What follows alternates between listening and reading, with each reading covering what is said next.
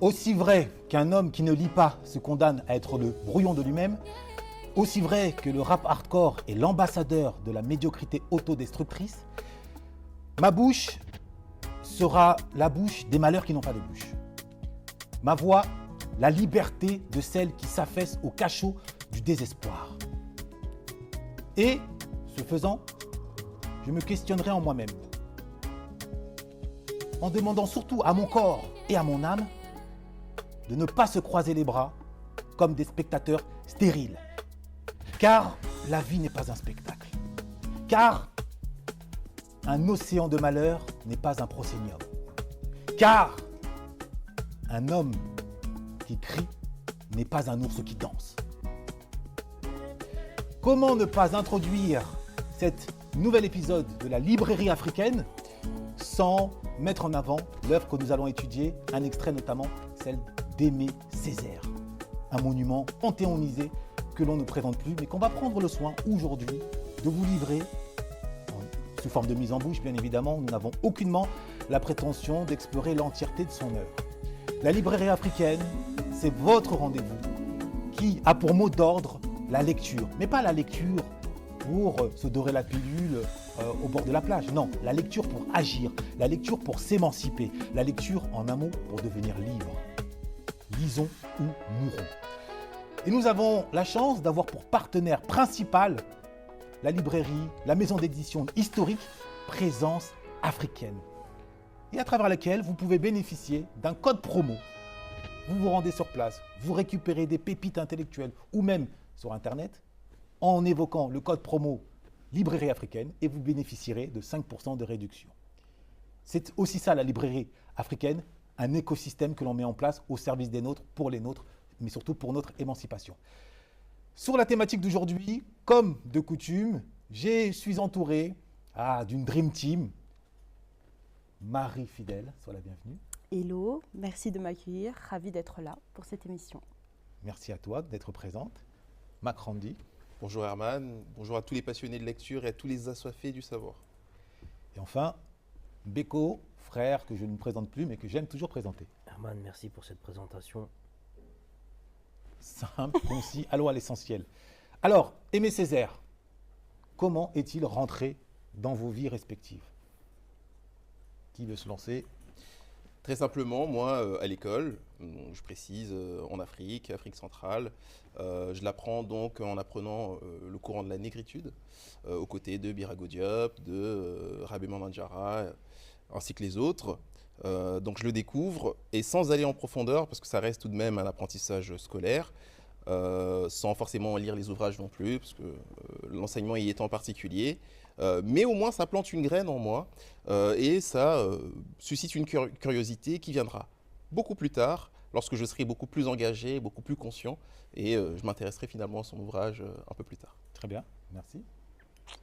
Personnellement, ma découverte d'Aimé Césaire, ça s'est fait quand même assez tardivement. J'avais entendu vaguement du concept de la négritude, je savais qu'il y avait 3 petits hommes derrière tout ça, mais sans pouvoir vraiment nommer, sans pour autant comprendre vraiment l'essence et la profondeur de ses propos.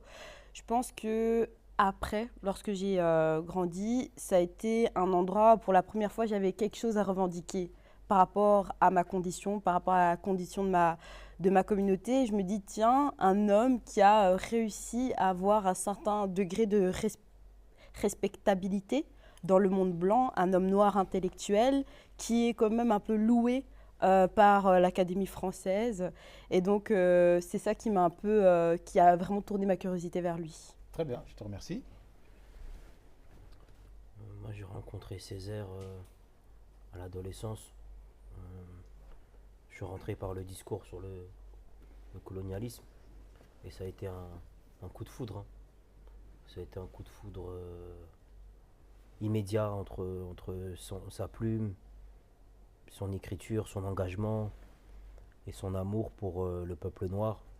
Moi, ça a été vraiment une onde de choc existentielle. Mais on prendra le temps de détailler tout à l'heure. Très bien. Pour ma part, j'ai découvert Aimé Césaire au détour d'un trajet de bibliothèque où j'avais mes habitudes, notamment à Beaubourg, à Châtelet, cursus universitaire classique. Et je suis pris par la main par une doyenne d'origine antillaise, une afro-caribéenne, qui, m'ayant observé à multiples reprises, a jugé le moment opportun pour attirer mon attention sur ce qu'elle savait être une zone d'ombre, ou en tout cas un angle mort intellectuel. Et c'est ainsi qu'elle m'a soumis le mot d'abord Aimé Césaire, et ensuite discours sur le colonialisme, et au même titre que Mbeko, ça a été une révolution intellectuelle incroyable, tellement cet ouvrage est d'une puissance inouïe sur le fond comme sur la forme. C'est la rencontre de la poésie, de la philosophie et de la politique, et en mettant les pieds sur une thématique ô combien électrique, à savoir le parallèle entre l'esclavage et la Shoah. Mais nous allons y revenir un peu plus tard. Qu'est-ce qui, dans le parcours personnel d'Aimé Césaire, vous a marqué ? Je pense que c'est sa rencontre avec ses compatriotes, dont Senghor qui m'a particulièrement marqué. Le fait qu'il soit inscrit aussi dans une certaine jeunesse, dans la manière dont il va créer ses nombreux ouvrages, qui va générer cette réflexion. Moi, c'est quelque chose que j'ai toujours été, je suis toujours admirative de ça, d'être un peu prématuré dans la manière de pouvoir se penser. Et moi, c'est vraiment ça qui m'a marqué, le fait que sa rencontre avec Senghor, ça a permis aussi de renouer encore plus avec son africanité. Et ça montre vraiment que cette présence noire, peu importe où elle est sur le continent, elle est vraiment générateur de quelque chose de quasi spirituel, de quasi métaphysique, et qu'elle nous unit. Et c'est vraiment quelque chose qui m'a profondément marqué dans son parcours. Très bien. Là-dessus, je ne ferai pas preuve d'originalité. Le fait marquant me concernant, c'est aussi sa rencontre avec Senghor, avec un point d'attention sur sa connexion.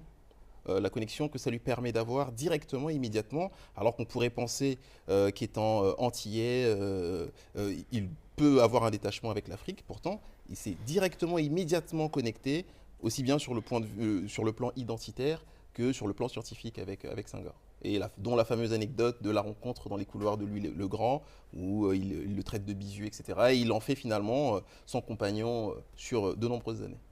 Très bien, je te remercie. Moi, c'est l'écriture. Hein. C'est l'écriture, c'est une maîtrise de la langue qui est parfaite. C'est un champ lexical qui est riche. C'est la découverte de mots, la découverte d'expressions. Quand tu lis Césaire, tu ne peux pas sortir indemne de la lecture. Tu sors forcément grandi, enrichi.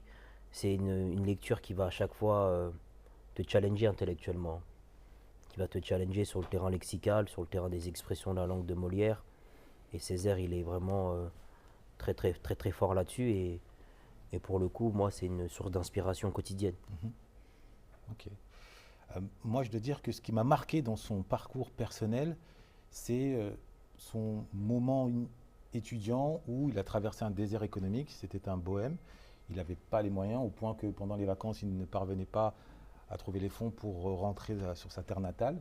Et néanmoins, il gardait fixe son goût, sa curiosité intellectuelle. Et à travers cet exemple, ça contredit un peu cet adage selon lequel ventre affamé n'a pas d'oreille. C'est-à-dire qu'il est possible, alors sans tomber dans les extrémités, eh bien, quand on est dans une forme de pauvreté matérielle, de par ailleurs quand même s'investir dans une recherche intellectuelle de qualité, en profondeur. Et ça, en tout cas moi, c'est ce qui m'a marqué le plus chez Aimé Césaire. Alors, rentrons un peu plus dans le détail cette fois-ci de son parcours. Qu'avez-vous pensé de ce fameux, parce qu'on a commencé quand même par là, discours sur le colonialisme? Comment vous l'avez reçu? D'entrée de jeu, c'est un article qui lui est commandé dans les années, je pense en 48, par une revue. Donc il rédige l'article, sauf que ça reste quand même de la taille et de la dimension d'un article. Pour autant, ça ne lui empêche pas de s'exprimer. Il s'exprime, donc ça pose déjà les bases de ce qui deviendra plus tard le discours sur le colonialisme. Et ensuite, sur les traces de Cheikh Anta Diop, en tout cas, je peux établir un parallélisme là-dessus. Il tente aussi d'effectuer une thèse. Ce qui n'aboutit pas pour les mêmes raisons, parce que boycotté, etc. Ça ne lui empêche pour autant pas de rédiger. Et ce que je retiens comme idée maîtresse finalement de cette œuvre-là, c'est principalement la conséquence de la colonisation, qui, sur le colonisé, avilit, et sur le colonisateur aussi a des conséquences désastreuses et dévastatrices.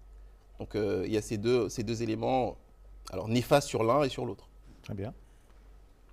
À mes yeux, c'est En l'occurrence, la mise en lumière en fait, de cette espèce de cri qu'il met en avant pour dénoncer effectivement le colonialisme et surtout retourner dans le contexte où ça a été fait, où c'était un contexte de négrophobie extrême. Et moi, ce qui m'a profondément marqué dans sa manière d'écrire, c'est de s'inscrire dans quelque chose une littérature engagée et surtout avec des enjeux. Moi, c'est ça qui m'a beaucoup marqué, et aussi la poésie qu'il a utilisée, le fait qu'il répondait de plusieurs casquettes, notamment artistiques. Et c'est beau, en fait, tous ces éléments qu'il arrive à entremêler entre, du coup, l'intellectualisme qui transparaît de ses écrits et puis l'art dans lequel il le produit. La fusion du beau et du vrai, quoi. C'est ça. D'accord, merci. Pour moi, c'est un des livres majeurs du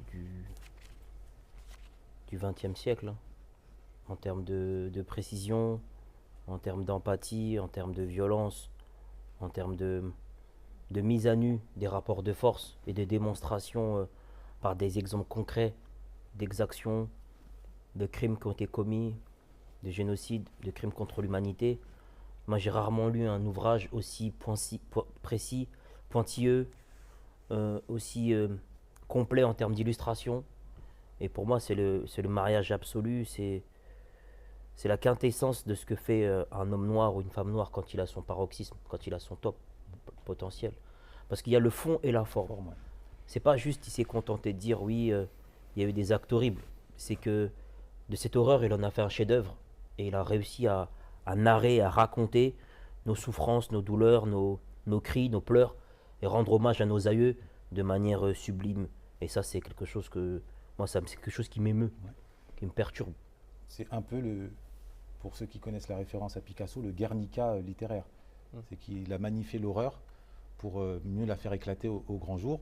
Moi, ce qui me marque le plus dans cet ouvrage, et qu'on a tendance encore aujourd'hui à oublier, c'est le premier, et je pense qu'à sa suite, il n'y en a pas eu d'autres, à avoir expliqué que la Shoah n'est pas née à Auschwitz, que la Shoah est d'abord née dans une cale de négrier. C'est le premier à avoir fait comprendre que Hitler existait déjà avant que Adolf ne voie le jour, que Hitler c'était déjà Willy Lynch, que Hitler c'était déjà le commerce triangulaire. Jusqu'à avant lui, ce parallèle ou même cette humilité n'avait jamais été effectuée, et encore aujourd'hui, peu de personnes en parlent, et c'est d'ailleurs pour cette raison que cet ouvrage avait été bâillonné. En tout cas, on a tenté de ne pas le faire, de ne pas publier. Non, mais c'est normal, quand tu touches à la Shoah, là tu marches sur un terrain glissant. Donc vu l'émotion que suscite le génocide des Juifs, quand tu viens questionner cette réalité, non pas en remettant en cause la souffrance des Juifs, parce qu'il ne s'agit pas de minimiser la douleur et la souffrance que ce peuple a subie lors de cette catastrophe, mais de dire que vous donnez l'impression que c'est la première fois que ça arrive, vous donnez l'impression que c'est la première fois que ce phénomène de génocide et de massacre de masse voit le jour, alors que bien avant, il y avait des femmes et des hommes qui ont été massacrés, qui ont été déportés.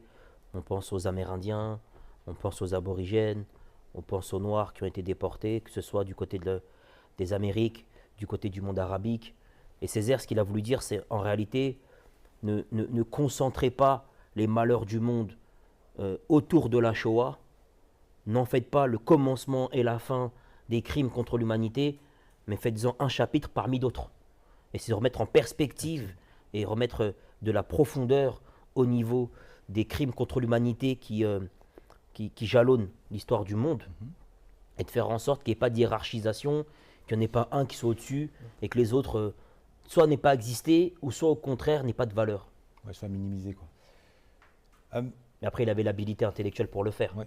Parce que quand on va sur ce genre de terrain, on va avoir les reins solides. Hein. Même si, à la publication de son ouvrage en 1950, la mémoire autour de la Shoah n'avait pas encore une place sacrée telle qu'elle l'a occupée depuis le film de Lanzmann, Shoah, en 1980. À l'époque, en 50, c'était mis sous le tapis, on en parlait peu de la Shoah. Oui, c'était quelque chose de négligé. mais c'était déjà un sujet périlleux. Pas autant qu'aujourd'hui, mais à l'époque, il y avait une émotion, il y avait vraiment une gravité, et à juste titre, qui empêchait toute réflexion autour de cette cristallisation. Lui, il a osé le faire. Après, il l'a fait avec l'art et la manière. Grand bien lui fasse, hein, c'est ça son génie. Mais il faut croire que aujourd'hui encore, il y a des sujets sur lesquels on ne peut pas s'attarder parce que tout de suite, on nous traite d'antisémites, on nous traite de tous les noms, donnant l'impression qu'il n'y a que certaines personnes qui peuvent réfléchir. Et nous, on est dépourvus de réflexion, on est dépourvus de capacité à prendre de la hauteur. Est-ce que vous voulez rajouter un élément de réflexion? Je pense que ça soulève même des questions beaucoup plus de fond, peu importe la temporalité où ça a été mis en avant. C'est le fait que certains corps n'ont pas la même valeur que d'autres corps. Et je pense qu'ici, il a voulu vraiment mettre ça en avant. À travers justement ce colonialisme, il y a tout un travail de déshumanisation. Elle est effective, des corps meurent, des corps sont violentés. Mais c'est aussi une déshumanisation même sur le plan de la littérature, sur le plan de la pensée. Les sociétés occidentales ont été conditionnées à voir des corps brisés, violentés, des corps non blancs. Et en fait, il permet en fait de réactiver justement l'importance justement de dire que ce sont des humains qui meurent et que il sait aussi jouer quelque chose de très important à cet endroit. Il essaie de réhabiliter, je pense, cette pensée et de plus réduire tous ces morts à une masse anonyme. Et pour moi, je pense que c'est un des éléments le plus important qu'il met en avant derrière ça. Je pense que ça pose aussi la question du courage de se saisir des sujets quels qu'ils soient, si délicats, si touchy soient-ils, s'en saisir. Ensuite, comme le disait Mbeko, trouver l'art et la manière de le faire, mais encore une fois, être crédible en disant ce que l'on dit. Avoir de la nuance, mais dire les choses en toute objectivité, dénoncer le mal parce qu'il est mal, dénoncer et le combattre parce qu'il est le mal, et non pas être dans une sorte d'absolutisme où tout le monde est mauvais, tout le monde est, etc. Donc le mal est mal, on le dénonce, quel qu'il soit, peu importe la personne qui le touche, le dénoncer. C'est même pas que le mal et le mal, je pense même que ça s'étend même à questionner la morale. Le fait que la littérature française et même les récits nationaux occidentaux sont façonnés sur l'idée des siècles des Lumières, de ceux qu'ils avaient, des individus qui avaient entre les mains l'humanité, la considération, la liberté. Et alors du coup, ces actions, ces exactions qui ont été commises durant la période coloniale permettent de casser en fait cette idée des siècles des Lumières. Quelque part, est-ce que ce sont les siècles des Lumières ou les siècles sombres de l'Occident?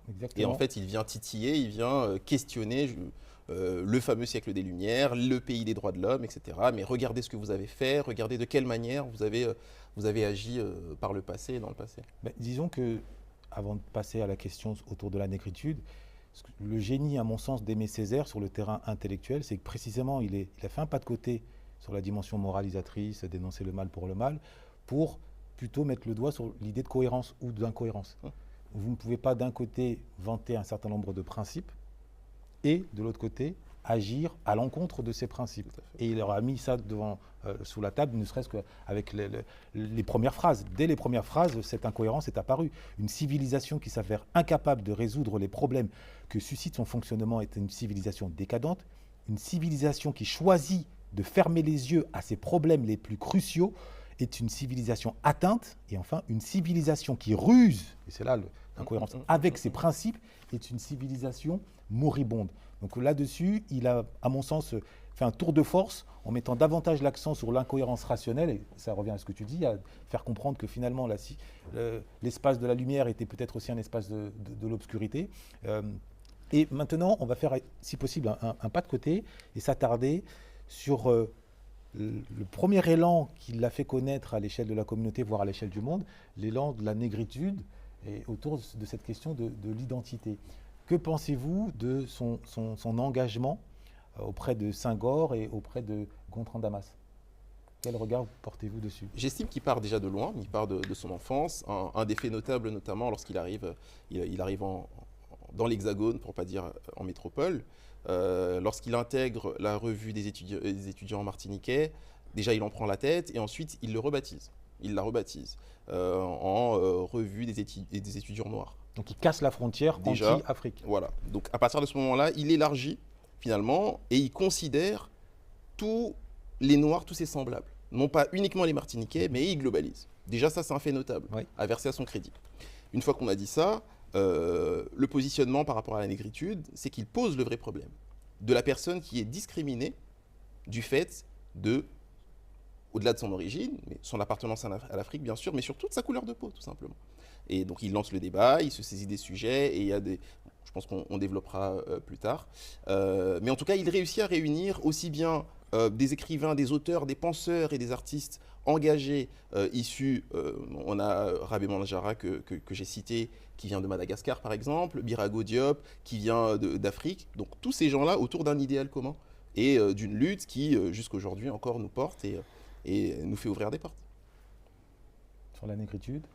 Moi, dans le concept de la négritude, ce qui me marque le plus, c'est le concept d'internationalisme noir, notamment cette espèce de volonté de lier en fait tous les Noirs du monde. Et d'ailleurs, il développe son idée aussi avec appuyé de Webb Du Bois, qui avait aussi pensé ça, de essayer de réunir toutes ces manières de créer de l'art, de la littérature, autour de quelque chose d'assez unificateur. Et en fait, l'exemple d'Aimé Césaire, notamment avec le concept de la négritude, ça montre surtout qu'il n'était pas seul à réfléchir. On a parlé de l'intervention de Senghor, mais quand il a généré cette pensée-là, il y avait aussi les étudiants africains qui étaient là, les étudiants martiniquais. Ça montre vraiment déjà toute cette dynamique. Et des personnages qui me tiennent à cœur et qui sont malheureusement invisibilisés de cette histoire, c'est les sœurs Nardal. C'est-à-dire que ce sont des sœurs qui, en tout cas Paulette, elle a étudié aussi à l'université, notamment à ses côtés, et elle a tenté de narrer en fait son vécu en tant que femme noire en France. Elle est animée aussi par cette conscience politique unificatrice, et elle a aussi contribué grandement au concept d'internationalisme noir, sauf que dans ses interviews, elle a expliqué qu'elle était très amère de l'idée que finalement Césaire avait réussi à conceptualiser plus concrètement tout cela. Et qu'à la fin, avant qu'il décède, il avait oublié, enfin pas oublié, mais il n'avait pas mentionné en fait son intervention dans tout ça, sachant que en plus d'avoir été l'un des terreaux fertiles pour créer le concept de la négritude, elle a permis aussi la mise en contact d'Aimé Césaire et de tous ses confrères masculins avec d'autres intellectuels du monde, notamment afro-américains. Et donc du coup, pour moi, ça fait écho à toute cette invisibilisation de femmes afrodescendantes intellectuelles qui ont contribué grandement à ce genre de concept. Et ça fait écho aussi à ma propre existence, de moi, ma place dans l'histoire en tant qu'académicienne, en tant que productrice aussi de savoir, de comment je vais m'inscrire dans des collaborations avec mes frères et de cette nécessité en fait de réactiver son histoire aussi. Intéressant. Et je poursuis, parce que là, j'avais pas prévu qu'on en parle tout de suite. Néanmoins, c'est très pertinent. Je me permets par conséquent de prolonger ton propos. Est-ce que toi, à titre individuel, tu as été confronté à cette volonté ou pas, mais en tout cas à cette réalité d'invisibilisation de ton travail ou la non prise en considération de ta parole par des hommes afro sur un terrain idéologique, intellectuel? C'est plus ce qui est intéressant dans ta question, c'est que en tant que femme afrodescendante qui grandit dans un monde occidental, tu comprends très vite que tes ennemis, en premier lieu, ce sont les hommes blancs. Et puis, au fur et à mesure du temps, tu te rends compte que parfois, tu peux avoir des ennemis avec dans un ton... grand H ou un petit H? En tant que groupe social. Ok, donc être humain, quoi. Okay. C'est ça. Et dans ton propre camp, tu peux aussi avoir des ennemis. Donc, la manière dont c'est matérialisé, c'est plus cette difficulté à pouvoir accepter que je sais ce dont je parle. Et ça, oui, c'est à des endroits où je me suis sentie, comment dire, j'ai remarqué qu'il y avait des espèces de stratégies parfois conscientes, parfois très très inconscientes, je l'imagine bien, à ne pas me laisser l'espace de parole, à vouloir m'expliquer ce que je sais déjà, me dire oui mais pour être une femme il faut, mais une femme c'est quoi hein? Et en te regardant dans les yeux, des choses comme ça. Donc oui, à ces endroits-là effectivement, et aussi en termes de, je le regarde de manière plus globale, je pense qu'il y a vraiment cet attrait pour la communauté afro afro-descendantes, d'avoir cette figure masculine forte pour pouvoir justement, comme s'il fallait les tirer avec eux, pour pouvoir s'émanciper. Je ne suis pas fondamentalement contre, mais je pense qu'en regard de mon genre, je suis aussi capable de pouvoir contribuer considérablement, pas que avec des choses auxquelles on associe de l'émotion, de la passivité, mais je peux être aussi dans l'action. Et je pense que c'est des choses qui m'ont fait prendre conscience de ça, de l'importance en fait de, quand tu fournis ce travail, de ne pas finir comme Paulette Nardal, quoi.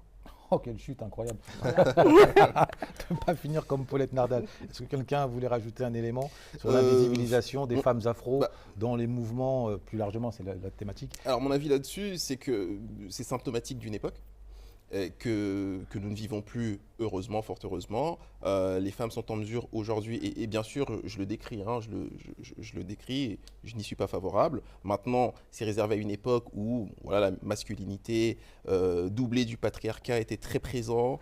Aujourd'hui, nous sommes en 2024. Vivant avec mon temps, moi je vois l'émergence d'éminences féminines très brillantes et qui ont leur place, qui arrivent à se faire une place. Maintenant, nous sommes, comme moi j'aime bien le dire, dans un monde compétitif où la compétence seule fait foi.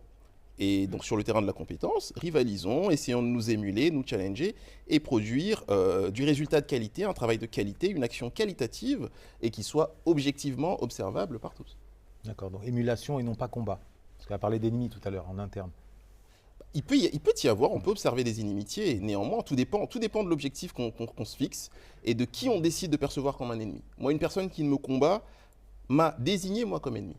Elle n'est pas pour autant mon ennemi, je ne perds pas mon temps à en faire mon ennemi, je vais avancer et moi, je vais apporter mes preuves, faire du mieux possible, en tout cas, et exceller pour lui apporter la preuve palpable de ma compétence, si tant est que j'en ai. Très bien. Quelle est ta Sur question? l'invisibilisation volontaire ou pas que subissent les femmes afro au sens large dans tous les mouvements d'émancipation menés par les nôtres.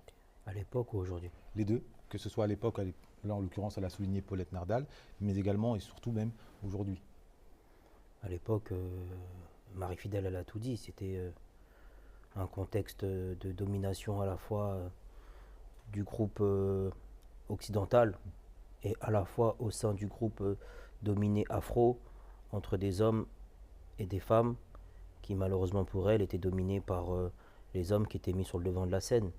Ça, on peut que le déplorer et on peut rendre hommage à ces femmes connues ou non qui ont contribué et qui ont donné le change pour que la lutte se fasse, et sans elles, les hommes qui étaient sur le devant de la scène n'auraient pas eu de crédibilité ou de visibilité, donc il faut leur rendre hommage.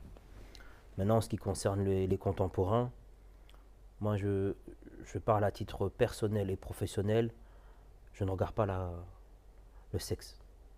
Moi je travaille avec des femmes, des hommes, ce qui m'intéresse c'est la performance, la compétence, rien d'autre. Dans mes activités, je n'ai jamais choisi une personne en fonction de sa couleur de peau, en fonction de son genre, en fonction de quoi qui pourrait, qui est indépendant de sa volonté. Parce qu'en réalité, tu choisis une femme, c'est pas parce qu'elle est femme, c'est parce qu'elle est forte. Tu choisis un homme, pas parce qu'il est homme, parce qu'il est fort. Les personnes qui sont sur le plateau, c'est des personnes que j'estime brillants. Les personnes qui sont en coulisses, qu'on ne voit pas, mais qui font un travail incroyable, c'est des gens que j'estime brillants. Il y a des femmes et il y a des hommes. Donc pour moi, c'est même pas le discours. Parce que moi, je connais des gens qui ont des discours, mais quand tu regardes comment ils travaillent, il y a un décalage entre leur discours et leur réalité professionnelle. Moi, j'incarne ça. Pour moi, c'est le meilleur des exemples. Moi, j'ai grandi avec ma mère. J'ai grandi avec mes tantes. Comme je dis souvent, et je sais que ça ne plaît pas à mon paternel, mais je suis le fruit d'une mère exemplaire et d'un père absent. Les femmes m'ont construit. Les femmes m'ont apporté ce que je suis aujourd'hui. Donc, la misogynie, la phallocratie, je ne sais pas ce que c'est. C'est pas quelque chose qui existe. Et que t'ont-elles apporté? Elles m'ont apporté de l'amour, elles m'ont donné confiance en moi, elles m'ont donné les outils nécessaires pour pouvoir embrasser une ambition. Elles m'ont donné, comme dit Romain Gary, la force d'y aller. C'est cette force qui m'anime, mais qui émane des femmes qui m'ont construit. D'accord. Sans elles, je ne serais pas là. Ok.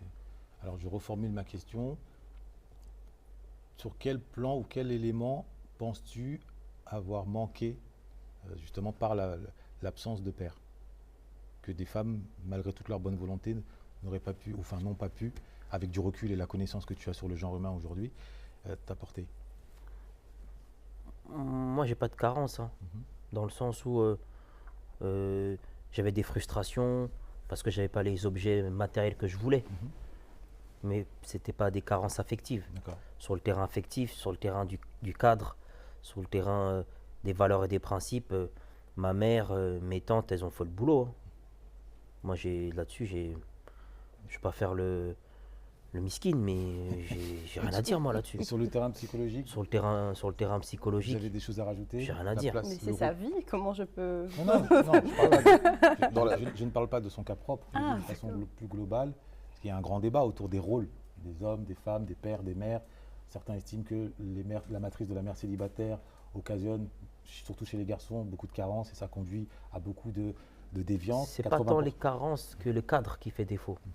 Moi, je vois, j'ai des exemples autour de moi de familles avec un père et une mère et il n'y avait pas de cadre. Et c'était le bordel. Et j'ai vu des mères seules avoir un cadre, avoir une rigueur qui a fait que les enfants n'ont pas dévié. C'est le cadre qui fait défaut. Ok. Après, c'est peut-être plus facile quand tu as deux parents, mais parfois tu peux avoir deux parents qui servent à rien. Mais en fait, ça dépend de la figure paternelle. En fait, il y a deux types d'absence. Il y a l'absence psychique et l'absence physique. Donc, je suis d'accord avec toi sur le plan de dire que des fois, tu as des parents présents physiquement, mais psychiquement absents. Ouais. Et pour le manque du rôle paternel, malheureusement, en tout cas, il y a des études statistiques, notamment celle de la Fondation Rimbaudouin en Belgique, qui met en évidence que les familles afrodescendantes sont surexposées à des problèmes de monoparentalité, où les mamans sont les véritables pionnières en fait, des foyers, les femmes qui tiennent les foyers, et que finalement, et là c'est à travers le prisme plus de genre, et parce que moi je travaille plus sur les questions de masculinité, on a ces garçons finalement qui sont la plupart du temps contraints à négocier en fait des figures de représentation masculine ailleurs, Exactement. parfois dans la rue. Moi, ce qui est gangster intéressant, rap. c'est ce que j'aime bien dire, parce que moi, je suis plus une 9-7, 97. Ouais. Moi, j'ai remarqué, par exemple, l'impact de 50 Cent dans la construction des hommes noirs afro-belges de ma génération, par exemple. C'est à travers ces figures-là, notamment, qui se façonnent, pas que. Il y a aussi toute la violence de la rue. Et ce sont aussi des endroits en fait où ils se socialisent et où ils se constituent. Après, c'est important aussi de ne pas essentialiser ce groupe social aux mêmes trajectoires. Elle se décline de différentes façons, en fonction parfois des classes sociales, en fonction de certaines rencontres, en fonction d'autres choses. Je ne peux pas témoigner par exemple du fait d'avoir été élevé dans la rue de certains garçons que je connais qui ont grandi plus dans un univers universitaire, qui se sont accrochés aux études ou bien qu'ils ont choisi le sport pour éviter la rue. Et pour moi, ça, c'est important de le mettre en évidence. Et en fait, moi, je trouve nécessaire de briser en fait, cette représentation de la mère lionne, battante, trop forte, comme si elle n'avait pas d'émotion, parce qu'elle aussi, elle était isolée, elle était seule. Et je pense qu'il y a plein de prismes où on ne connaît absolument rien de son vécu, de à quoi ça ressemble la solitude en tant que mère solo. Elle aussi, elle peut avoir des vides affectifs. Et toutes ces blessures dans lesquelles nos mamans évoluent, et d'ailleurs, elles surinvestissent certains espaces comme l'Église, je pense que ce n'est pas anodin. C'est-à-dire, tu peux en dire plus, parce que là, tu Je parles pense de l'Église d'un coup. ouais.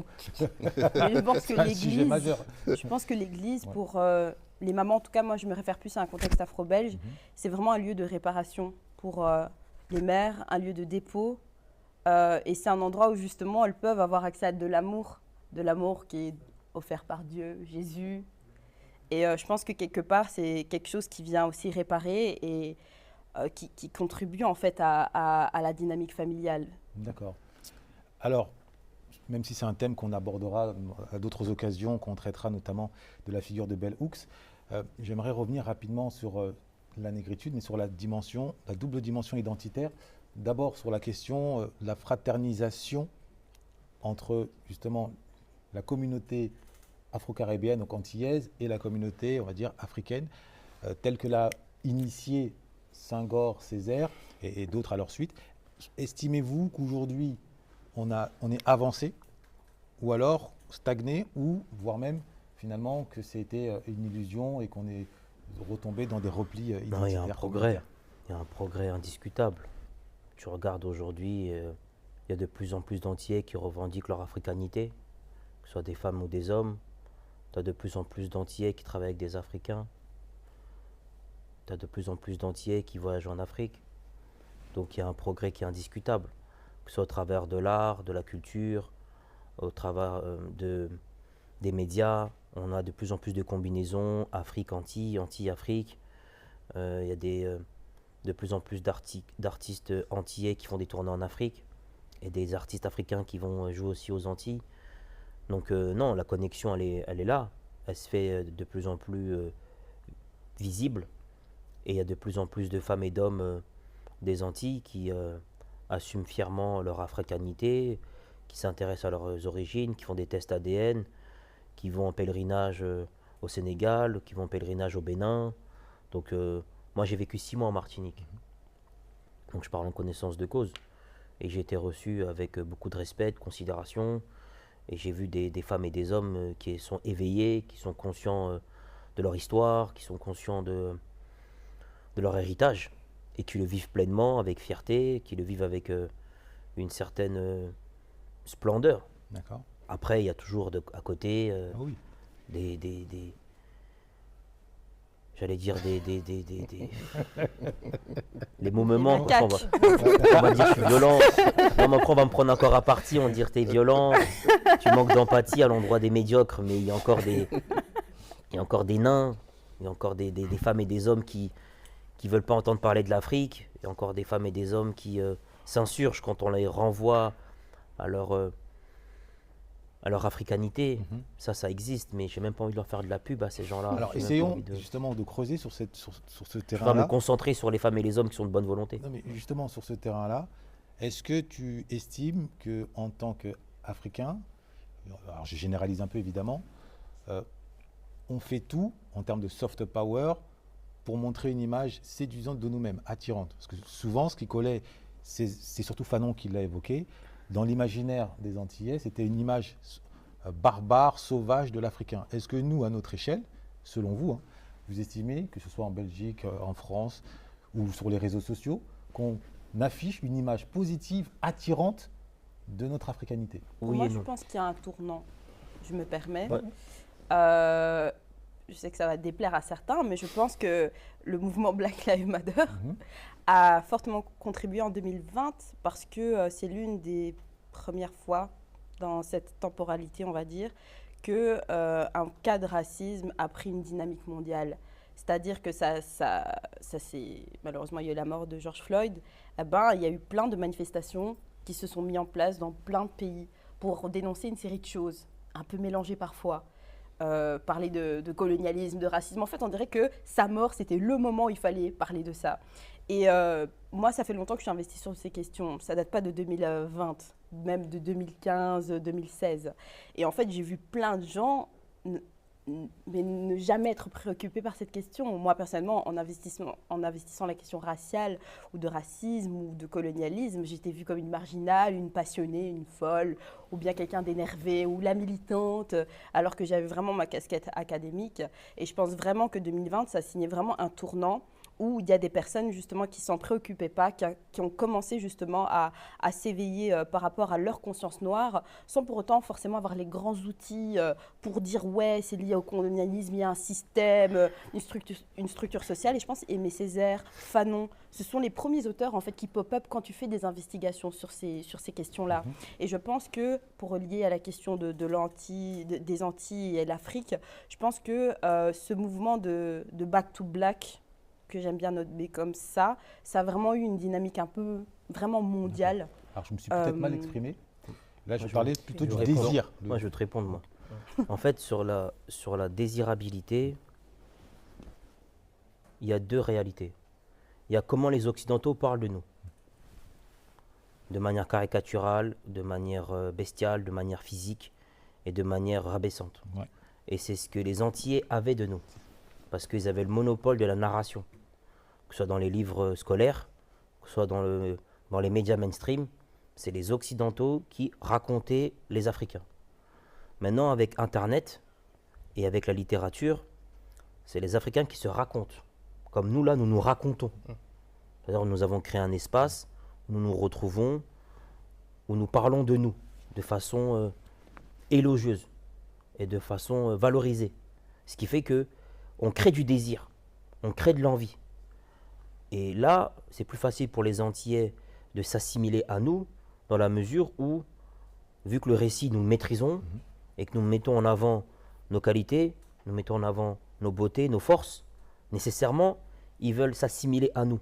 Parce qu'en fait, l'être humain, il fonctionne de manière relativement simple. Quand il y a une victoire, il dit « on a gagné ». Oui. Quand il y a une défaite, il dit « ils ont perdu ». Donc tant que les Occidentaux racontaient l'Afrique de la manière négative, sous forme d'une défaite, les Antillais ne voulaient pas s'assimiler à nous. Et je les comprends.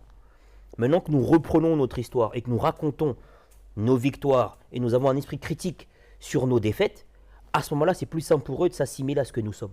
Et Donc quels c'est le récit qui fait la différence. Quels sont, selon vous, aujourd'hui, ces ambassadeurs de la désirabilité, les ambassadeurs africains porteurs de cette désirabilité à l'endroit notamment des Antillais? Alors, pour réagir à la question précédente à laquelle je n'ai pas répondu, dans le lot déjà de ceux qui ne se reconnaissent pas dans l'Afrique, je vais extraire ceux qui ont des origines indiennes, etc., ou occidentales, et qui évidemment ne se retrouvent pas.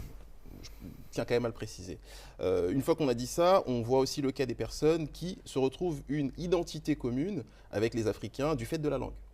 Parler français tous ensemble, ça crée une certaine proximité, une certaine communauté.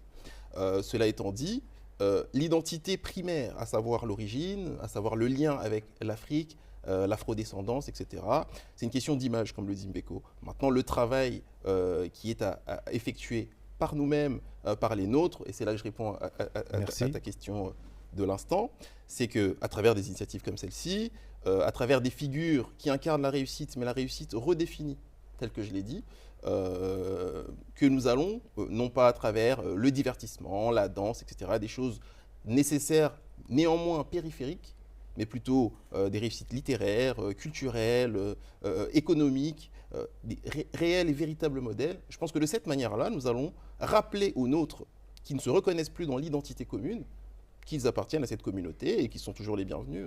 Alors, je reformule encore ma question. Moi, question. je n'avais pas fini mon explication. Je pense que ça, moi, je vais aussi répondre à ta question. Avec le mouvement, justement, global, je pense que ça s'est propagé jusque dans des médias. Je pense notamment au film Black Panthers, par exemple, ou bien de l'exposition de l'Afrobeat, de comment elle s'est instaurée sur la scène internationale. L'Afrobeat, ce n'était pas que de la musique. Bon, bien sûr, il y a l'origine, on la renvoie directement à l'africanité, mais c'est tout le travail esthétique qu'il y avait derrière, pas que mettre des trucs en pagne, mais mettre en évidence justement des éléments culturels inhérents à l'Afrique précoloniale. Pour moi, il y avait quelque chose de hautement politique, et c'est là, pour moi, où le soft power a joué. Ça a contribué à façonner en quelque sorte cette nouvelle image de, justement de la communauté noire, et donc du coup permis en fait de pouvoir s'identifier plus positivement à nos origines, et aussi ça casse cette vision où on va se suridentifier à une culture afro-américaine, ce qui faisait plus dans le passé, et là on va justement convoquer des esthétismes qui sont totalement parfois opposés à l'esthétisme valorisé à l'époque, très industriel, très occidental, mais là on va pourquoi pas valoriser des huttes, des castes, du maquillage tribal, on reste vraiment... Valoriser des huttes? Pardon? Valoriser des huttes? Par exemple, mais Okay. c'est-à-dire des architectures justement qui sont pas valorisées de base, et obtenir, effectuer cette espèce de retournement du stigmate qui a été développé par le chercheur Goffman, et que Aimé Césaire fait aussi quelque part avec le concept de la négritude. Un mot hautement politique dont les origines sont fortement effervescentes et questionnables. Et donc, si vous aviez un ou deux modèles dont vous estimez qu'ils sont porteurs justement d'une image positive, une image africaine positive et qui susciterait le désir chez les Antillais, quel nom vous viendra en tête? Est-ce que Burna Boy, par exemple, ou d'autres? Les figures contemporaines? Oui, contemporaines.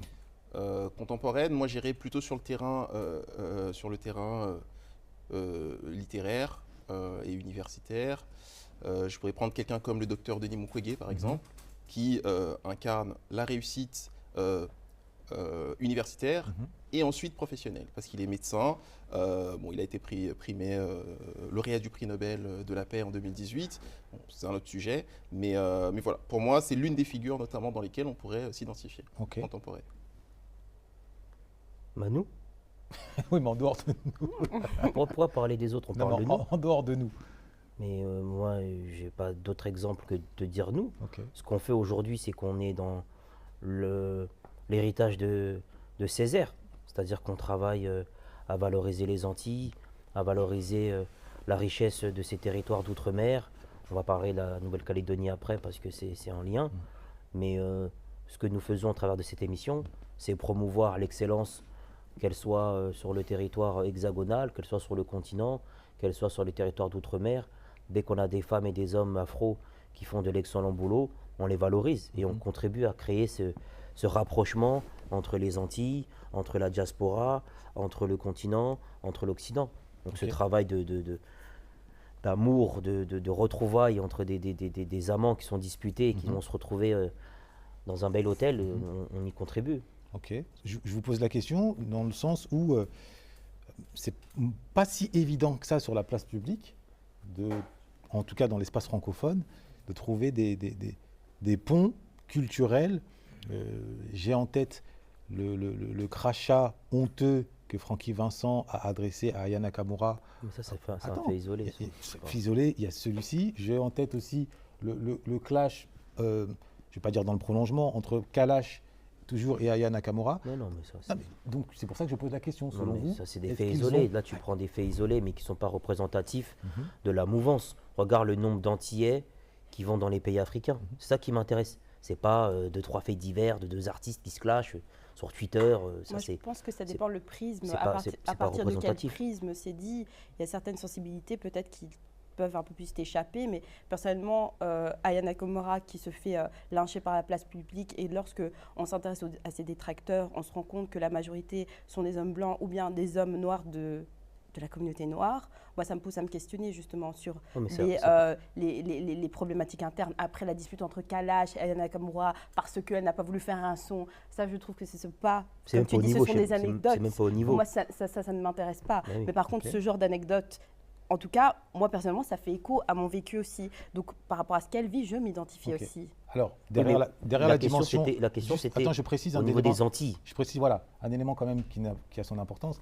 Kalash, pour vous, c'est dérisoire, peut-être parce que c'est pas un auteur ou il n'est pas dans une intellectualité. Ça reste quand même aujourd'hui une figure incontournable et représentative de l'identité afro-caribéenne et fière de l'être. Oui, donc le fait que publiquement, il insiste dessus, il marque une distance, voire même une opposition à l'égard d'Aya, je pense que ça a une portée qu'on peut étudier. Je ne dis pas qu'elle est représentative. Mais si tu veux l'étudier, viens, on va en profondeur.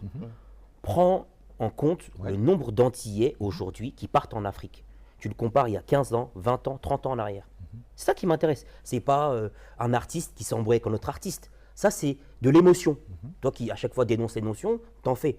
Prends des éléments objectifs. Le nombre d'Antillais qui vont prendre de l'argent pour aller en Afrique, le nombre d'Antillais qui vont travailler avec des afros, le nombre d'Antillais qui font des événements liés à la culture africaine. En 10 ans, 15 ans, 20 ans, ça a explosé. Et toi, tu vas me prendre un comportement d'un artiste avec un autre pour d'autres. Je ne sais pas pourquoi on en parle. Ce cas qui évoque, j'ai interrogé. C'est éclaté. J'ai dit Francky Vincent et... Non mais j'ai pris donc... Il ne mérite même pas qu'on parle de lui, mon frère.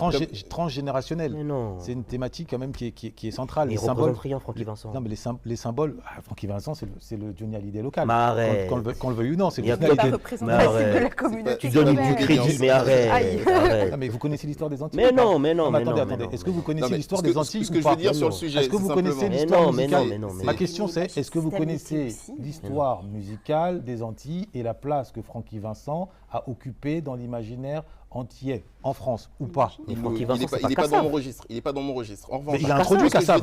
Sans Francky Vincent, il n'y a pas Kassav. Sans Francky Vincent, il n'y a pas Kassav. Mais aujourd'hui, il représente quoi aujourd'hui? Pourquoi tu parles de lui aujourd'hui? Je te parle.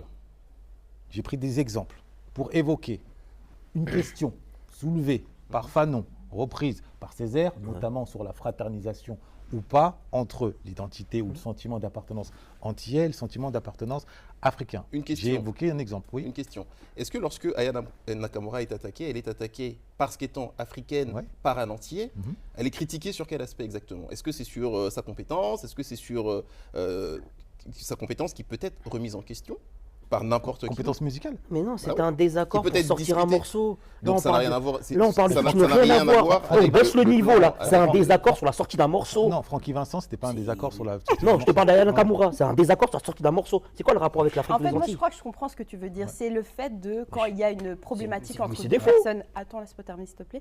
Quand il y a une problématique entre deux personnes afrodescendantes, de mettre ça sur la place publique, ça renvoie à un message que l'on n'est pas unis, qu'il n'y a pas d'unification interne. Le problème, c'est pas qu'il y a eu un truc au niveau du morceau. Le problème, c'est d'exposer ça et de ne pas régler ça en retrait. Et donc, ça Merci. renvoie encore à ce message qu'en tant que communauté, on est divisé. Et ça nourrit encore Et cette d'en reparler, cette c'est pas ça idée-là. qui nourrit Alors, aussi ça? Du D'en coup, reparler, là? Alors, Mais là, si- justement, si, cette si on prend de la hauteur par rapport On au met, sujet, on met Césaire là, et on parle d'Aya Nakamura qui s'embrouille pour un featuring avec Kalash. Vous vous rendez compte du délire? Ah, On a parlé de poésie, Ouais. de prise de risque, on revient sur les trucs de cité, dans le hall on discute de ça. justement, Arrêtez. prenons, Mais tu Mais tu vois que ça prenons renvoie de la ça hauteur, convoque s'il vous plaît. des propos- En prenant des de la propos hauteur, fond, par moi je contre, considère, Propos de fond. On ne parle pas que d'Aya Nakamura, de comment elle investit la scène de ses clips. C'est pas ça dont on parle. On parle de la scission qui s'établit entre la communauté afrodescendante. Quand il y a des problématiques, le fait de ne pas exposer ça sur la scène publique, c'est ça l'argument principal. Mais la oui. question Aya, que ça c'est juste pose, un la question que ça exemple. Mais le pose, fait d'en plus parler, globalement.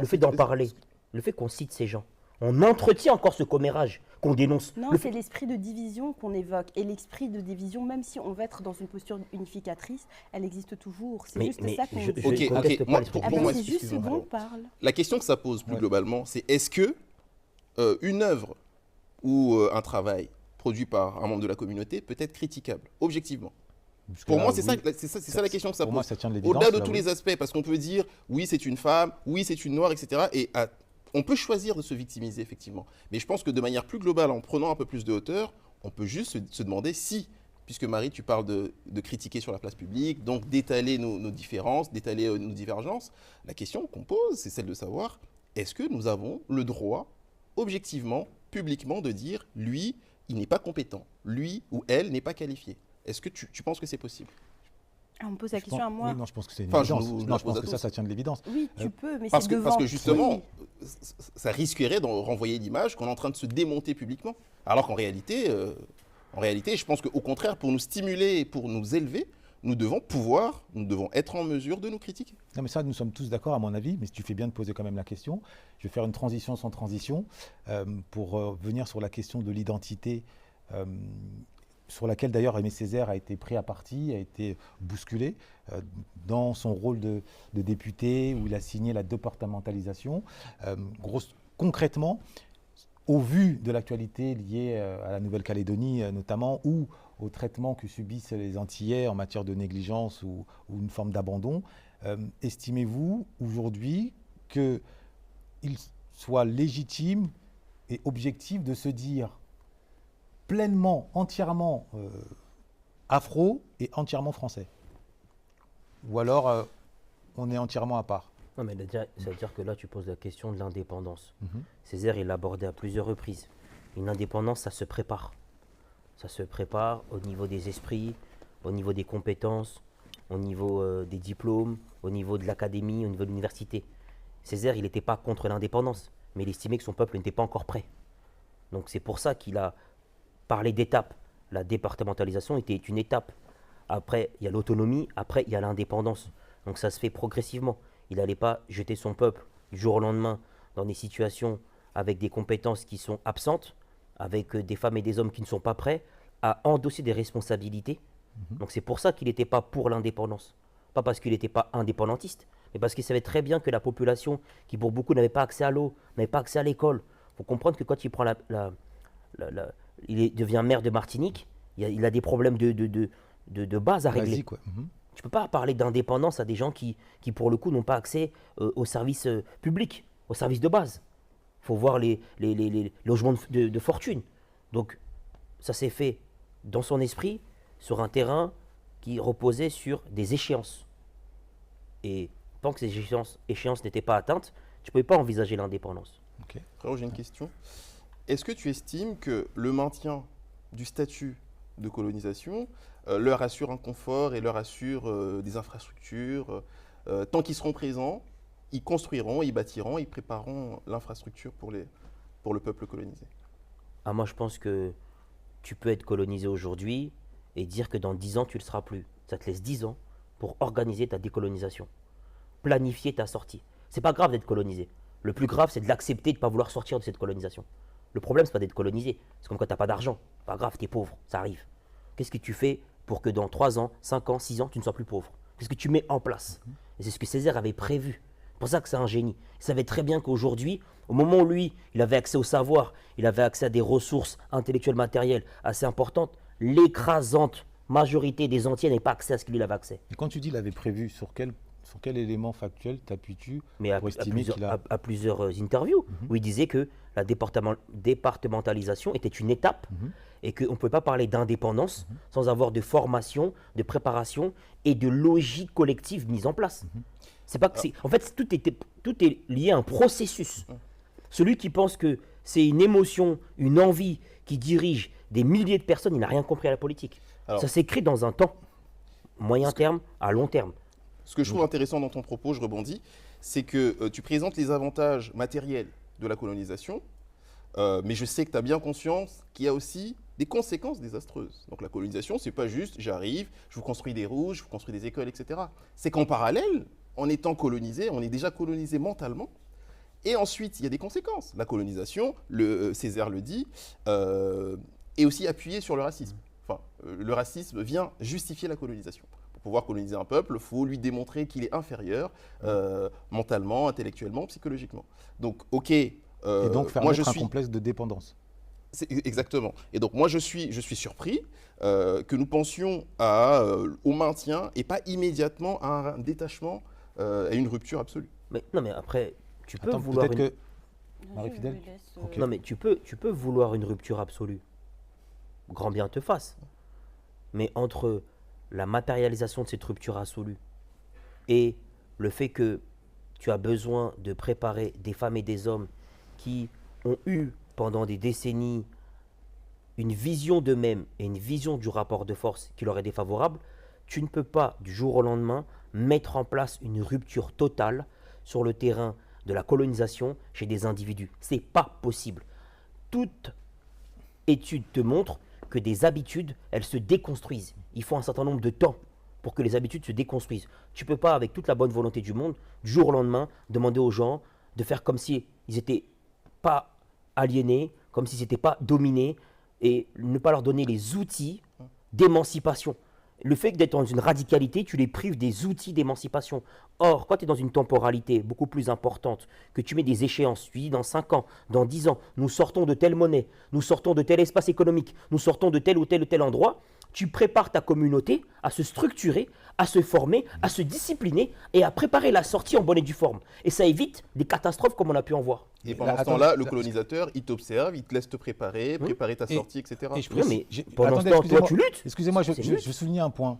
Tu luttes. L'AES aujourd'hui, Ouais. ils ont marqué une rupture Ouais. avec la France, Ouais. sans préparation. Tout à fait. Ah, mais bon, tu dis qu'il n'y a pas de préparation. Non, quand je dis non, tel que tu l'as défini, en termes de processus. Parce qu'on parlait de Césaire, Ouais. parce que initialement c'était la question. Ouais, non, mais je Mais fais le la parallèle. US, quand tu parles avec des intellectuels maliens, Mhm. ils te disent que ça fait 15 ans qu'ils travaillent sur la conscientisation des militaires, la conscientisation des masses. C'est pas. En fait, on voit le résultat aujourd'hui à AES. Ça fait 15 ans, 20 ans. Tu as Aminata Draman Traoré qui a écrit des ouvrages, qui a conscientisé l'élite malienne sur le rapport à la France, sur le rapport à la France-Afrique. Elle a même été interdite de territoire hexagonal sur certains moments parce que justement elle avait fait un rôle d'éveil. Donc ça fait 15-20 ans. Tu peux pas dire qu'aujourd'hui. Césaire a été député 40 ans. Donc ce travail d'éveil, il aurait largement eu le temps de le faire dans ce cas. Mais il n'est pas encore terminé le travail d'éveil. Il est en cours là. Tu dis qu'elle a mis 15 ans et résultat, l'AES a marqué une rupture. Donc en Ouais. 15 ans, le travail sur une Oui, génération mais a été effectif. Oui, mais il faut comprendre. Césaire a eu 40 ans. Oui, mais il faut comprendre que chaque territoire a ses propres réalités. Tu ne peux pas faire un transfert de ce qui se passe en Martinique, de ce qui se passe au Mali. Parce que les Maliens, ils avaient leur propre armée, ce que n'a pas la Martinique. Donc tu ne peux pas faire un parallèle en disant, bah là ça a pris 15 ans, là ça prend 40 ans, pourquoi ça ne marche pas? Chaque région du monde, chaque territoire d'outre-mer a ses spécificités. D'accord. Et c'est en fonction de ces singularités que tu réfléchis à un plan d'émancipation qui, selon moi, ne peut pas être fait du jour au lendemain. Ok. C'est pas possible. Donc la phrase de Sékou Ce Touré, que- tu t'y opposes, la fameuse, et je te laisse la parole, mieux vaut la liberté dans la souffrance ou la pauvreté que l'esclavage dans l'opulence, en gros, pour caricaturer. Mais Je pense que c'est même sur le plan mais pratique, c'est- ça a pris tellement de temps, le colonialisme et le néocolonialisme, ce sont des trucs qui s'étendent sur des centaines d'années. Il faut autant de temps pour totalement s'en délecter. Enfin, Lumumba est en train créer de cette se retourner dans sa séparation. tombe là. Non, Lumumba non, se non, retourne non, dans sa il tombe. peut se retourner, mais Et après, l'histoire des résistances, Ouais. elle commence dès le premier jour où il y a eu un colonisateur qui a déposé son pied. Oui. Et elle se perpétue encore dans le temps et dans le temps et dans le temps. Il y a eu énormément de résistance et c'est toujours actif. Donc quand tu dis que oui, bah alors à ce moment-là, on laisse les colonisateurs faire, on est comme ça. Non, il y a plein de luttes qui se jouent, mais juste, tu ne les vois pas. Oui, parce que poser comme ça le problème renvoie plutôt au fait colonial comme étant une volonté du colonisé de se laisser le temps, d'évoluer, etc. Alors qu'il y a en amont la volonté du colonisateur de s'occuper de lui, de l'occuper Non, mais- et d'en faire sa propriété et d'en faire sa chose. En fait, On parle quand même de colonisation. non, mais attends, on parlait d'un point de vue par rapport aux Antilles, par rapport à Césaire. Au dom-tom et Voilà. Je dis que toute volonté d'indépendance doit se planifier sur 5, 10, 15 ans. Évidemment que le colon, quand il m'entend dire ça, bonjour à toi, il ne va pas nous laisser, ça va être du zouk, il va être gentil avec nous, il va venir coller serré, ça va être une lutte. Mais toute lutte doit se mener et se planifier. Ce qui fait la différence entre nous et d'autres peuples, c'est qu'on a tendance à être dans l'émotion, à pas être dans l'anticipation, à pas être dans la planification. C'est ce qui nous fait défaut. Quand on regarde la Chine, pourquoi la Chine se retrouve là aujourd'hui? Il y a eu 20 ans, 30 ans de planification. Évidemment, ce n'est pas parfait la Chine. C'est une dictature. Évidemment que les droits de l'homme n'existent pas, qu'il y a des enfants qui travaillent 12-14 heures dans des usines pour fabriquer des paires de pompes. Je suis d'accord avec vous. Je ne glorifie pas la Chine. Mais je dis juste que si aujourd'hui ils s'en sont sortis, avec tous les défauts qu'ils ont, c'est parce qu'ils ont planifié. Donc là, on Ils ont- peut dire face caméra. Moi, je te dis les Antilles, aujourd'hui, si les on vous Antillais... laisse encore 10-15 ans. Non, c'est pas on vous laisse. Alors qu'ils en ont eu. Non, c'est pas on vous laisse, ça n'a ils rien en à ont eu voir. 5 ans Non, derrière, c'est pas on sans- vous laisse. Mais c'est pas on vous laisse. Mais nous, on n'est pas plus émancipés qu'eux. On n'a pas notre monnaie. On n'a pas de base, on a des bases militaires chez nous. Oui, C'est quoi la différence entre les Antilles et nous? Oui, mais peu importe. Pourquoi Mais on ça ne parle- justifie pas pour autant la présence Mais du non, colonisateur. mais je justifie en rien. J'ai jamais justifié. Mais j'ai l'impression que je parle pas français. Je dis que toute lutte s'organise. Je ne justifie pas la présence du colon. Je le combats intellectuellement. Je dis juste que dire aux gens du jour au lendemain, on peut y arriver, c'est faux. C'est faux. Les gens ils ont du mal à arrêter la clope. Donc, tu crois, du jour au lendemain, ils vont dire ah, c'est bon, on va réussir à vivre sur les Européens. C'est un processus de désaliénation qui prend du temps. Ah, c'est Faut Et pour, l'accepter. et c'est pour le toi, débat- il ne doit se faire c'est le débat de fond. qu'en présence du colonisateur. c'est le Je débat. dis pas qu'il doit se faire en présence du colonisateur. Mais qu'est-ce qui Non, empêche en qu'il gros, parte en somme, aujourd'hui Mais Attends, aujourd'hui, tu vas le faire partir comment? Excusez-moi, je vais essayer de résumer. En somme, Explique-moi comment tu veux Mais- partir. En somme, Beko dit, avant d'enlever aux gens du poisson, il faut prendre le temps de leur apprendre à pêcher. Oui, mais Là, qui leur apprend attends, à pêcher oh, C'est là la question. là qui où leur je, apprend à je pêcher termine juste. Je t'en prie. Merci, c'est gentil. Je suis touché. Je t'accorde la parole. Là où toi tu dis, non, il faut directement enlever aux gens le poisson, de sorte que de eux-mêmes, ils se forcent à apprendre à pêcher. Est-ce que je résume à peu Ah, près c'est une perception des Voilà, choses. c'est- Absolument. Ok, donc après ça c'est une Mais tu ne peux divergence pas, à idéologique. l'échelle d'un territoire comme la Martinique ou le Congo ou je ne sais quel territoire, du jour au lendemain, fonctionner comme ça. Parce que c'est des milliers, voire des millions de vies. Donc tu as la responsabilité. C'est pas parce que toi, c'est acquis que les gens, c'est acquis pour eux. Là, tu fais un transfert de toi sur les autres. Les autres n'ont pas forcément ton degré de conscience et de connaissance. Tu dois prendre en considération le fait que beaucoup d'individus n'ont pas ton degré de savoir. Donc tu ne peux pas enclencher un processus. Regarde l'erreur qu'il a commis Mandela. Grosse erreur qu'il commet Mandela.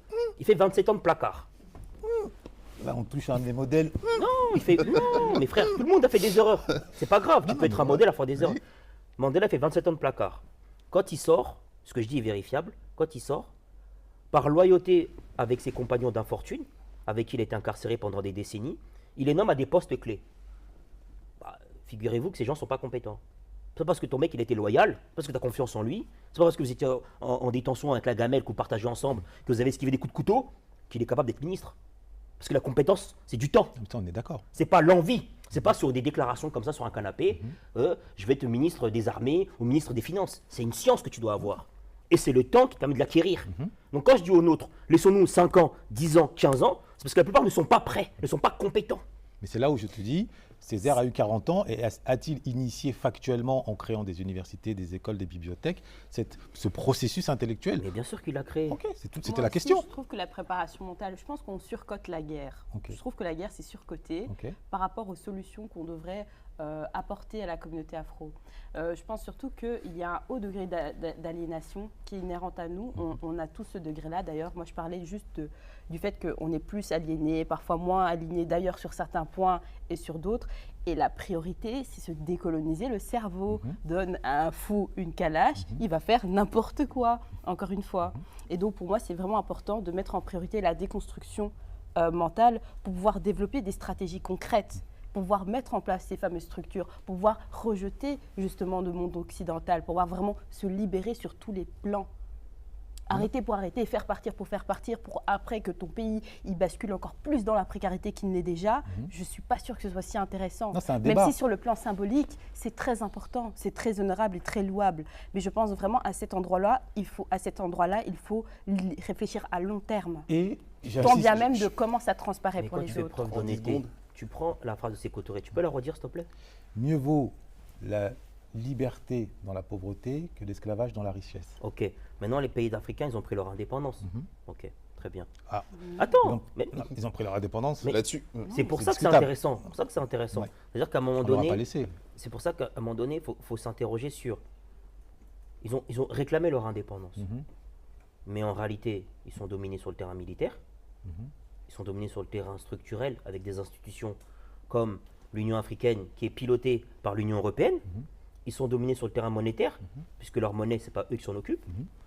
On a donné aux gens un sentiment de fierté, donc immédiat, alors qu'il n'a pas été construit. C'est ça le problème de nos dirigeants. C'est qu'ils ont opté pour l'émotion. Moi, je préfère à la rigueur que tu dises à ton gars, pour l'instant, on reste colonisé. Par contre, dans 20 ans, moi je te dis tout de suite, je prépare la transition. Que donner l'impression que tu es vraiment indépendant, alors qu'en réalité, tu ne l'es pas. Alors, moi j'aimerais, Je vais et tenter. là-dessus, là je rebondis sur ce que tu dis, il y a un point à côté duquel on passe et qui pourtant à l'échelle internationale a une importance capitale en termes d'enjeux, c'est le sens du sacrifice. Les peuples, c'est-à-dire que les peuples ne se respectent entre eux que quand ils sont en capacité de faire preuve de sacrifice. Il y a des peuples, par exemple le peuple algérien, à un moment a dit, ou le peuple vietnamien, tuez-nous tous, ou libre. Il n'y a pas de compromis. C'est-à-dire que ce sens du sacrifice peut être stimulé quand tu es face au mur, quoi. C'est au pied du mur que tu reconnais le maçon. C'est un point d'interrogation. Et c'est peut-être ce sens du sacrifice qui fait défaut à un certain nombre de nos populations et qui entretient à la fois le complexe de dépendance, d'une part, et d'autre part, qui permet aux colons de se dire, bon, de toute façon, il n'y a pas d'urgence, puisqu'il n'y a pas d'urgence dans le sens où ils ne sont pas prêts à aller jusqu'au bout et à se sacrifier aux besoins.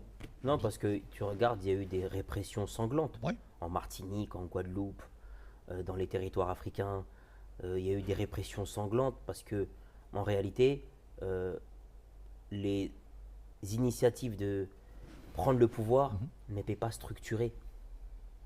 En fait, c'est quoi une répression?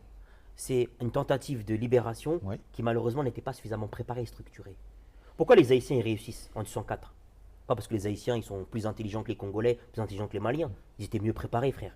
Quand ils font la cérémonie du bois caïman, ils planifient la prise de pouvoir. Ils s'organisent. C'est pas juste une émotion.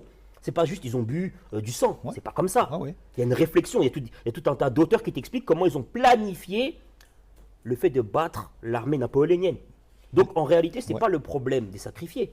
Non, non. C'est pas le problème qu'il n'y a pas assez de sacrifiés.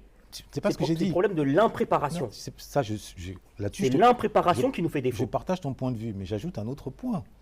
C'est quand je dis le sens du sacrifice, depuis l'Antiquité, les peuples ne se respectent. Par exemple, Rome avait été assiégée par, je crois que c'était les Syriens, et à leur porte, on avait l'un des assaillants avait essayé de pénétrer pour tuer directement le roi. On l'a attrapé, il a mis sa main dans le feu. Il a dit voilà, nous, c'est tout, on se sacrifie tous. Face à ce geste, ils ont dit bon, ok, on est face à des mecs, ils sont prêts à mourir, donc on va aller négocier. Et c'est ce que l'on voit à l'échelle internationale, c'est que quand tu es prêt à sacrifier toute une population et que cette population est prête aussi à se sacrifier, à un moment donné, la table des négociations se met en place. Donc, c'est une question que je soulève. Peut-être que c'est ce sens du sacrifice à l'échelle collective qui nous fait défaut. Et Joseph Tshisekedi, même si on aura l'occasion d'en parler à une autre reprise, l'a convoqué auprès de ses concitoyens. Il a dit à un moment donné, il faut convoquer le sens du sacrifice suprême. Mais bon, c'est un sujet qui nous amènerait trop loin. Si vous aviez en guise de conclusion une recommandation à adresser à la jeunesse ou aux moins jeunes afin qu'ils puissent se tourner vers les œuvres, que ce soit Discours sur le colonialisme, que ce soit la tragédie du roi Christophe, que ce soit Cahiers d'un retour au pays natal, que ce soit La saison au Congo, quelle serait cette recommandation, quel serait ce dernier mot? Moi, je pense que c'est surtout une très bonne porte d'entrée pour comprendre les enjeux du colonialisme, du racisme, de cette question de la conscience noire, et pour se forger encore plus sur la question du panafricanisme. Je pense que c'est un très bon exemple et ce sont de très bons supports très intéressants à explorer. Merci. Un seul mot, la liberté. La liberté ne se transige pas, elle ne se marchande pas, elle s'arrache. Et c'est un sujet vastement et vaguement exploité par Aimé Césaire, et c'est ce que je vous recommande. Et donc je vous recommande de lire et de vous intéresser à l'œuvre d'Aimé Césaire. Il faut lire Aimé Césaire, hein, sans modération. Là, vous pouvez en abuser. Hein. C'est pas du rhum, hein. Donc là, il faut y aller. Là. Il faut lire Aimé Césaire jusqu'à fatiguer. Et il faut échanger après avec les personnes qu'on a autour de soi. Personne n'a la vérité, personne n'a la science infuse. Donc il faut débattre, échanger avec énergie, sans énergie, avec panache, en panache, peu importe. Mais il faut qu'il y ait une conversation, des discussions. Il faut qu'il y ait un certain nombre de réflexions communes. Nous avons besoin de ça pour nous stimuler et pour avoir un esprit critique qui est maintenu et qui est toujours en alerte. Donc lisez Césaire, il y a un code réduction avec Présence africaine, la librairie Présence africaine de 5%. Donc profitez-en. On a mis en place ce partenariat pour vous faciliter l'accès à la lecture, pour vous donner envie de basculer dans la lecture. On le fait parce qu'on y croit, on le fait parce qu'on croit en vous. Donc précipitez-vous sur les ouvrages de Césaire et vous ne serez pas déçus. C'est le moins que l'on puisse dire. À titre personnel, je rajouterai un petit élément. Césaire nous montre la force de la beauté. La beauté n'est pas qu'un élément superficiel. La beauté peut être une arme politique utilisée à bon escient. Il a utilisé la beauté de la poésie pour rentrer dans la tête et dans les imaginaires, dans le cœur des gens, des puissances, des idées puissantes.